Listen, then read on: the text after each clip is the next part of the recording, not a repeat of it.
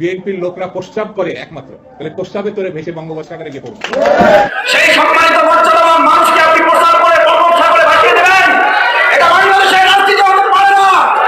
এই রাজনীতি ভবিষ্যতে দেশের মানুষ আর চলতে দিবে না।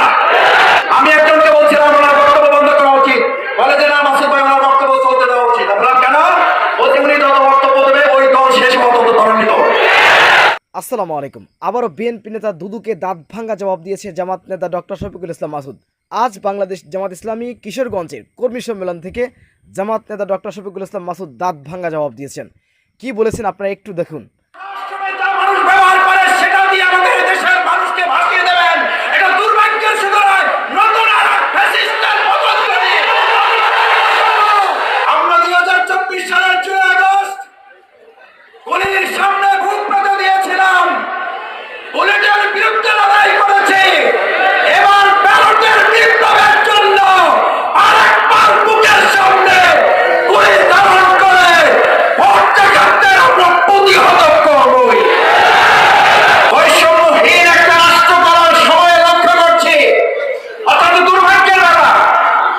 আমাদের এই সময়ে যদি শুনতে হয় ফু দিয়ে উড়াই দেব, শোনা যায় না, যায় না, থুতু মেরে ভেসে ভাসিয়ে দেওয়া হবে। আচ্ছা ভাই আপনি বলেন, আপনি থুতু দিয়ে ভাসিয়ে দেবেন, আপনি ফু দিয়ে উড়াই দেবেন? ওই শব্দটাতে মুরব্বীরা, আমি বলেছিলাম মুরব্বীরা না থাকলে আমি কিছু কথা বলতে পারতাম, আমি তাই ছিলাম অনুমতি যে আমার মুরব্বীদের আগে আমাকে নিয়ে মঞ্চে নেন, আমি দু একটা কথা বলতে চাই। কিন্তু আমার দুর্ভাগ্য যে মুরব্বীদের সাথে আমাকে নিয়ে আসছে, আমি সব কথা বলতে পারবো না। আমাদের বাংলাদেশের রাজনীতিবিদদের মুখ থেকে যদি শোনা যায় যে তারা ওয়াশরুমে যা মানুষ ব্যবহার করে সেটা দিয়ে আমাদের দেশের মানুষকে ভাসিয়ে দেবেন, এটা দুর্ভাগ্যের সুতরাং নতুন আর এক ফ্যাসিস্টের পতন করি। এই বাংলাদেশের জনগণ নতুন ফ্যাসিস্ট মোকাবেলা করবে।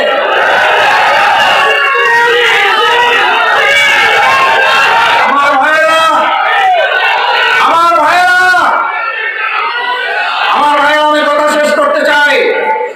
আল্লাহ তাআলা আপনাকে আমাকে সম্মানিত করেছেন, সেই সম্মানিত মর্যাদাবান মানুষকে নিয়ে আপনি থুতু মারবেন, সেই সম্মানিত মর্যাদাবান মানুষকে আপনি ফু দিয়ে উড়িয়ে দেবেন, সেই সম্মানিত মর্যাদাবান মানুষকে আপনি প্রচার করে বঙ্গোপসাগরে ভাসিয়ে দেবেন, এটা বাংলাদেশের রাজনীতি হতে পারে না। এই রাজনীতি ভবিষ্যতে দেশের মানুষ আর চলতে দিবে না। তাদেরকেও ফ্যাসিস্ট হিসাবে চিহ্নিত করে বাংলাদেশের কিশোরগঞ্জ যেমন অতীতে মোকাবেলা করেছে, ভবিষ্যতেও মোকাবেলা করা হবে। আরেকটা কথা বলে শেষ করি, আমাদের গ্রামেও আছে, আমাদের এদিকেও বলে পুরান পাগলের ভাত নাই, বলেন পুরান পাগলের ভাত নাই, নতুন পাগলের আমদানি। আমি কিশোরগঞ্জে আসতে আসতে কথা বলতেছিলাম, গোটা বাংলাদেশে আলহামদুলিল্লাহ আমরা সবাই মিলে, আমরা আপনারা বলেন, আমরা সবাই বলি, সবাই মিলে বাংলাদেশ, সবার আগে বাংলাদেশ। তো সবাই মিলে বাংলাদেশ বলেন, সবার আগে বাংলাদেশ বলেন।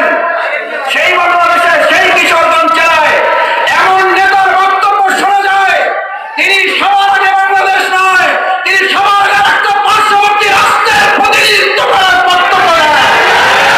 এই বক্তব্য অব্যাহত রাখলে আরে বলবো সাধারণরা আপনাকে প্রতিরোধ করতে সিদ্ধান্ত গ্রহণ করবে। বক্তব্য বন্ধ করুন। এখানে ডক্টর শফিকুল ইসলাম মাসুদ বিএনপি নেতা ফজু পাগলা, আপনারা জানেন যে ফজু পাগলা বলেছিল যে বাংলাদেশের কোনো মেয়েরা যেন কোনো আলেমের বাচ্চা যেন পেটে না গ্রহণ করে, মানে আলেমদের স্ত্রীদের উদ্দেশ্য করে এমন বক্তব্য দিয়েছিল যে আলেমদের বাচ্চা যেন বাংলাদেশের মহিলারা পেটে না নেন।